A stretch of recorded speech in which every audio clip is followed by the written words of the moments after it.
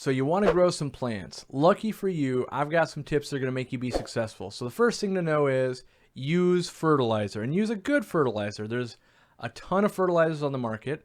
We make our own. There's other good ones as well. But do know that plants need more than just, let's say, nitrogen, like fish poop. They need iron, they need phosphate, they need potassium, they need a lot of micronutrients, and they need them in the right levels. And when you look at some of the products out there, they're very specific. Like this might only dose potassium, or this one might only dose nitrogen. We like an all-in-one, but hey, you can choose what you want. We like the Easy Green. That's what I would recommend. We've made it to be very easy for people getting into plants.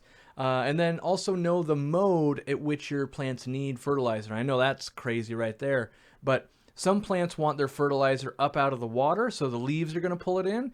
And then some plants prefer to get their fertilizer from the gravel or the substrate. Now, just like outside, all of our plants want it from the substrate. You know, they get it from the dirt, right? But not all plants in an aquarium want it that way. So liquid fertilizer tends to do most of them, whereas root tabs get the other one. So if you combine those two, usually you're going to be successful, or a substrate that has a lot of minerals in it, one of those plant substrates, if you will.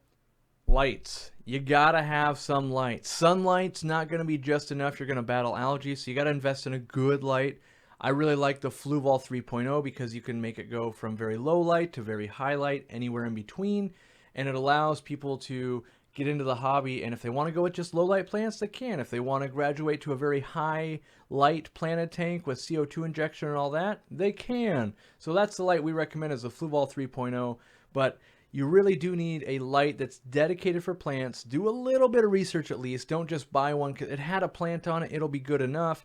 The problem is you need X amount of light. For a big tank needs more light than a small tank, right? So you got to have a dedicated light. There are some plants that will grow no matter what light you have, but if you're looking and you just have a basic light, look for low light plants. If you go to our website, we have them categorized by low light, medium light, high light. We have where they're going to be in the tank and stuff like that, and you can kind of get a feel for what you're doing.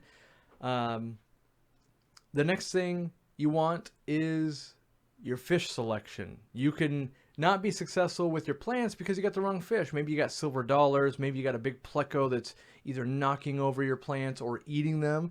Plecos in general will eat sword plants, and you've got some things that will help eat algae. You've got some that are just omnivores and will eat everything you ever do. So make sure you don't have fish that are going to eat plants. And so you might go, well, how am I going to know?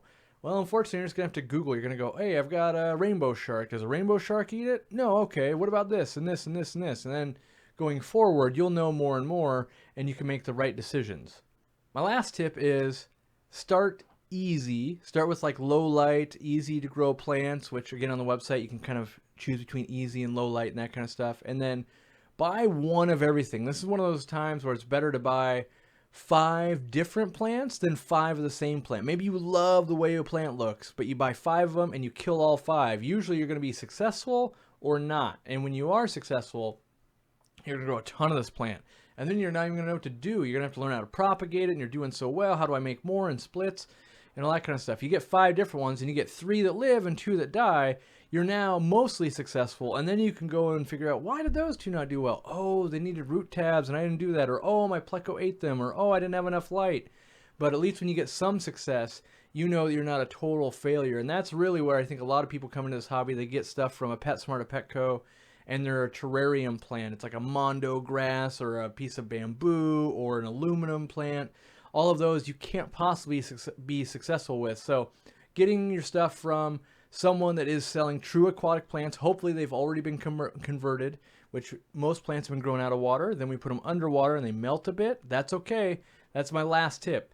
A dying plant is still a plant. Don't give up on it. Don't go, oh, it looks bad, I'm going to throw it out. A lot of times it'll come right back in your water parameters and do really well. It was just used to growing in a different water than when you got it.